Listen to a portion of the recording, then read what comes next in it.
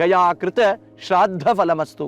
ಪಿತೃದೇವತೆಗಳನ್ನು ಉದ್ದೇಶ ಮಾಡಿದಂತಹ ಪಾರ್ವಣವನ್ನ ನದಿಯ ನೀರಿನಲ್ಲಿ ವಿಸರ್ಜನೆ ಮಾಡೋಣ ಬನ್ನಿ.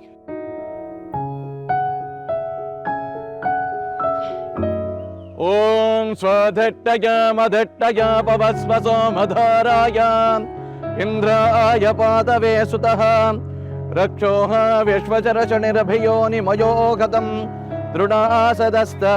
ಓಂ ಸ್ವಧಟ್ಟಯ ಮಧಟ್ಟಯ ಪವಸ್ವ ಸೋಮಧಾರಾಯ.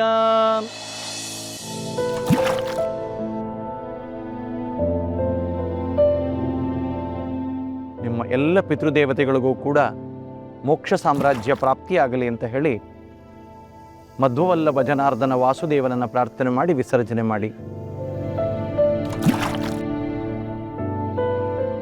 ವೆಂಕಟನಾಥಾಚಾರ್ಯರೇ, ಇಲ್ಲಿಗೆ ನೀವು ಪಿತೃಕಾರ್ಯಾದಿಗಳನ್ನು ಮಾಡಿ ಮುಗಿಸಿದ್ದಾಯಿತು.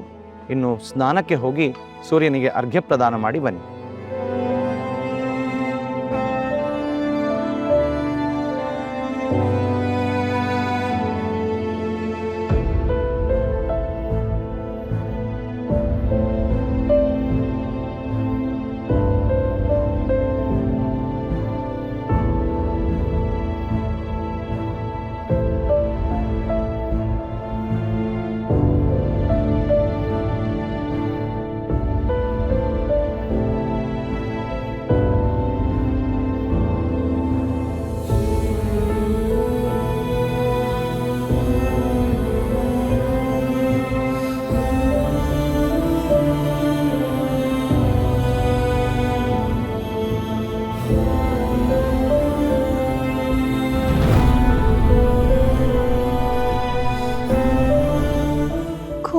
ಇಲ್ವಲ್ಲ?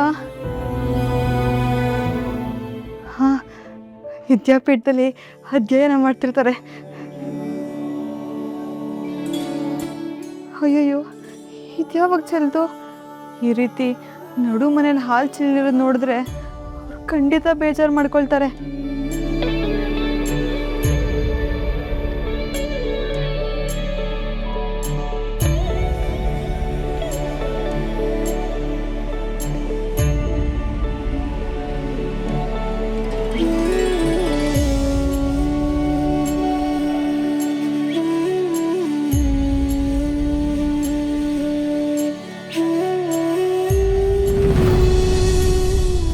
ಗುರುಭ್ಯೋ ನಮಃ. ಹರಿಃ ಓಂ. ಓಂ ಕೇಶವಾಯ ಸ್ವಾಹ. ಓಂ ನಾರಾಯಣಾಯ ಸ್ವಾಹ. ಓಂ ಮಾಧವಾಯ ಸ್ವಾಹ. ಓಂ ಗೋವಿಂದಾಯ ನಮಃ. ಓಂ ವಿಷ್ಣವೇ ನಮಃ. ಓಂ ಮಧುಸೂದನಾಯ ನಮಃ. ಓಂ ತ್ರಿವಿಕ್ರಮಾಯ ನಮಃ. ಓಂ ವಾಮನಾಯ ನಮಃ. ಓಂ ಶ್ರೀಧರಾಯ ನಮಃ. ಓಂ ಅರಣೀಪದೇ ಶ್ರೀ ಪರಶುರಾಮ ಪ್ರೀತ್ಯರ್ಥಂ ಮಮ ಮಮ ವೈರಾಗ್ಯ ಸಿದ್ಧ್ಯರ್ಥಂ ಸಂಸಾರ ಮಮಕಾರ ನಿವೃತ್ತಿದ್ವಾರ ಸನ್ಯಸ್ತ ಜೀವನ ಸ್ವೀಕಾರಾರ್ಥಂ ವಿರಜಾ ಹೋಮಾಖ್ಯಂ ಕರ್ಮ ಕರಿಷ್ಯೆ. ಓಂ ನಮೋ ನಾರಾಯಣಾಯ ಸ್ವಾಹ. ನಾರಾಯಣಾಯ ಇದಂ ನಮಃ. ಓಂ ಕ್ಲೀಂ ಕೃಷ್ಣಾಯ ಸ್ವಾಹ. ಓಂ ಕೃಷ್ಣಾಯ ಇದಂ ನಮಃ.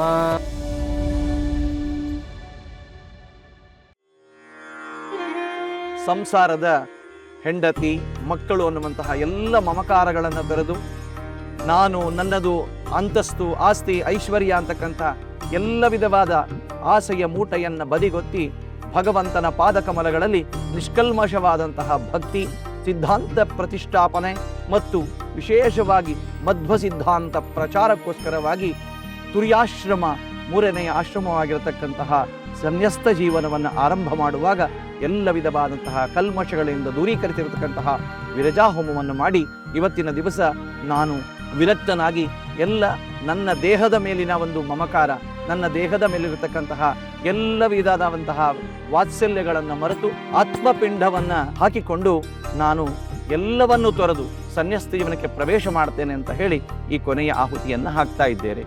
ಓಂ ಅನಾಜ್ಞಾತಂ ಯದಾಜ್ಞಾತಂ ಯಜ್ಞಸ್ಯ ಕ್ರಿಯತೆ ಮಿತೋ ಅಗ್ನೇ ತದಸ್ಯ ಕಲ್ಪಯತ್ವಂ ಹಿವೇತಾ ಯಥಾ ತದಂ ಸ್ವಾಹ. ಓಂ ಅಗ್ನಯ ಮಹಾವಿಷ್ಣವೇ ಇದಂ ನ ಮಮ. ಐಹಿಕವಾದ ಸಾಂಸಾರಿಕದ ಎಲ್ಲ ವ್ಯಾಮೋಹಗಳನ್ನು ನಾನು ತೊರೆದು ಸನ್ಯಾಸ.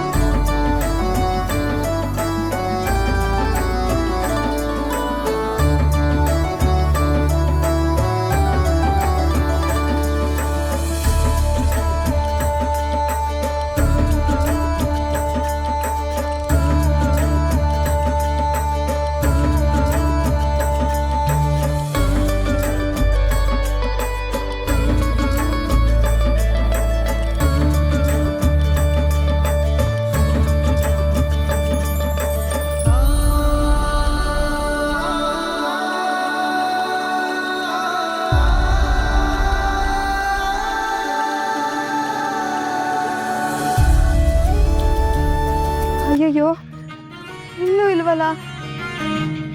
ಹಾ, ತೋಟದ ಕಡೆ ಹೋಗಿರ್ಬೇಕು. ಶ್ರೀನಿವಾಸಣ್ಣ, ಪದ್ಮಮ್ಮ ಬಂದ್ರ? ನಾನು ತೋಟದ ಹತ್ರ ಹೋಗಿ ಅವ್ರನ್ನ ಕರ್ಕೊಂಬರ್ತೀನಿ. ಇಲ್ಲಿ ಅಮ್ಮ, ಅವ್ರಿನ್ ಬರೋದಿಲ್ಲ. ದಯವಿಟ್ಟು ಅವ್ರನ್ನ ಮರೆತು ಬಿಡಿ. ಅವ್ರು ಯಾಕೆ ಬರಲ್ಲ? ನಾನು ಯಾಕೆ ಮರಿಬೇಕು? ಅವ್ರನ್ನ ಬಿಟ್ಟು ಎಲ್ಲಿಗೂ ಹೋಗಕ್ಕೆ ಸಾಧ್ಯ ಇಲ್ಲ, ಸಾಧ್ಯ ಇಲ್ಲ. ಯಾಕೆ ಗೊತ್ತಾ? ಅವ್ರು ನನ್ನ ಜೊತೆ ಸಪ್ತಪದಿ ತಿಳಿದಿದ್ದಾರೆ. ಸಾಯೋವರೆಗೂ ನನ್ನ ಕೈ ಬಿಡಲ್ಲ ಅಂತ ಅಗ್ನಿ ಸಾಕ್ಷಿಯಾಗಿ ಪ್ರಮಾಣ ಮಾಡಿದ್ದಾರೆ. ಅದೇಗೆ ನನ್ನ ಬಿಟ್ಟು ಹೋಗ್ತಾರೆ? ಅವರು ಕೊಟ್ಟು ಮಾದಕ್ಕೆ ತಪ್ಪಲ್ಲ. ಯಾವತ್ತೂ ನನ್ನ ಕೈ ಬಿಡಲ್ಲ. ನನ್ನನ್ನು ಜೀವಕ್ಕಿಂತ ಹೆಚ್ಚಾಗಿ ಪ್ರೀತಿಸ್ತಾರೆ. ನನಗವ್ರು ಬೇಕು. ನನಗೆ ನನ್ನ ಸ್ವಾಮಿ ಬೇಕು. ನಾನು ಹೋಗಿ ನನ್ನ ಸ್ವಾಮಿನ ಕರ್ಕೊಂಡ್ಬರ್ತೀನಿ. ಸರಸ್ವತಿ, ಅವ್ರೀಗ ನಿನಗೆ ಮಾತ್ರ ಸ್ವಾಮಿ ಅಲ್ಲ, ಈ ಜಗತ್ತಿಗೆ ಸ್ವಾಮಿಗಳು. ಹೌದಮ್ಮ, ಅವ್ರನ್ನ ಮರ್ತು ಬಿಡೋದು ಒಳ್ಳೇದು. ಅವರಿಂದ ನಿಮ್ಮ ಕೈಗೆ ಸಿಗೋದಿಲ್ಲ. ಹೌದು ತಾಯಿ, ಅವರು ಕುಂಭಕೋಣಕ್ಕೋಗಿ ಅಲ್ಲಿಂದ ತಂಜಾವೂರ್ಗೆ ಹೋಗ್ತಾರಂತೆ. ಗುರುಗಳ ಸಹಿತ ಇಡೀ ಪೀಠ ಪರಿವಾರನೇ ಹೋಗುತ್ತಂತೆ. ಅಲ್ಲಿ ಅವರು ಸನ್ಯಾಸತ್ವ ಸ್ವೀಕಾರ ಮಾಡ್ತಾರಂತೆ.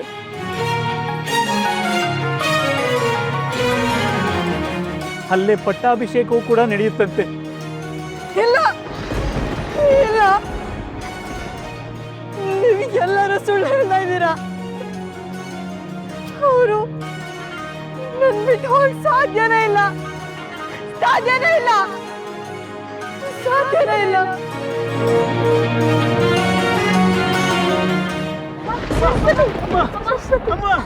ಏನಾಯ್ತಮ್ಮ? ಎದ್ದೇಳಿ ಅಮ್ಮ. ಏನಾಯ್ತಮ್ಮ?